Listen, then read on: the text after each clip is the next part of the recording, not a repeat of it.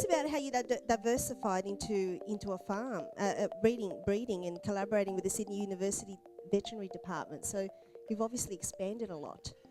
Well, we have, and those stats are a little bit different now. We've gone out of goats because we were so not good at goats. But we're really good at cattle, we've worked out. And so what we're doing now is we have a breeding program, which Peter's in charge of, and we're breeding cross Black Angus with Wagyu, and we're now moving more into Wagyu. The property is really important to us. It's not really just about the polo. The property is our home, and it's about sharing our home.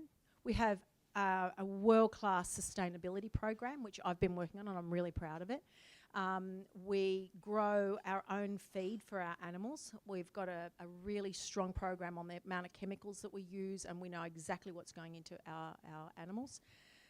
We have, and this is, I'm really proud of this, we have stacked from floor to ceiling all our own hay, which we've grown, and we know exactly what's going into the animals. We're just in the process of working with a lot of government agencies to start to bring best practice into sustainability for our waterways. So we're cleaning up Lake Fernley, which is on our property.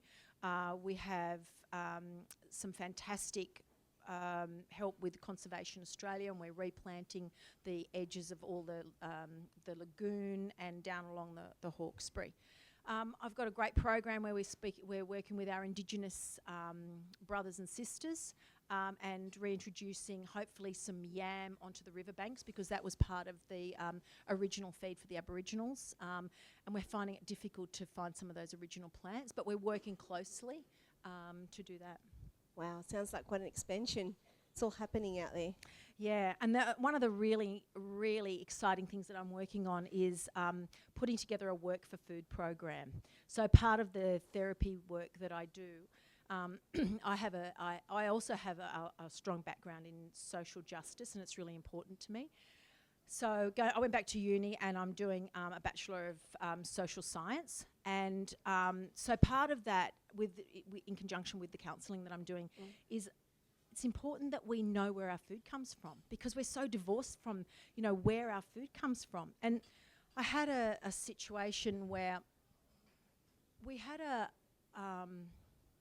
farm manager, and we were talking about some of the cattle that we had, and he said, "Oh, we're going to eat that one." And I thought, "Oh, okay, that's fine." And I didn't make that connection that we were going to eat that cow. And then a few days later, he turned up to the back of the office, and he says, "I'll come out and have a look." And he threw back the tarp of the ute. Whoa. And there was all this meat packaged in little cryovac packages in the back of the ute. And, it shocked my soul that I didn't have that connection with and honoured the animal in the field to what was in the back of the ute. And then I started to think, here we go, we walk through Coles and we pick up a bit of meat, and we go and we grab a jug of milk and, a few veggies. But, really, where does that come from? And I know we hear this over and over and over, but it really struck me, and it made me really think, best practice for us, because we can do it, is to do what we can. So that was one of the main things. We're working on a whole number of things. We own the old post office in town, so part of that is going to be that we're going to supply our own food, our own beef for that. But then, sort of going back to the Work for Food program, we have a very large contingent of low socioeconomic demographic in Richmond. We have ice issues, we have weight problems, there's a whole bunch of stuff. So what I'm trying to work towards is getting some programs where, if you can't feed your kids, why not come down and work for a couple of hours and take home a box of food?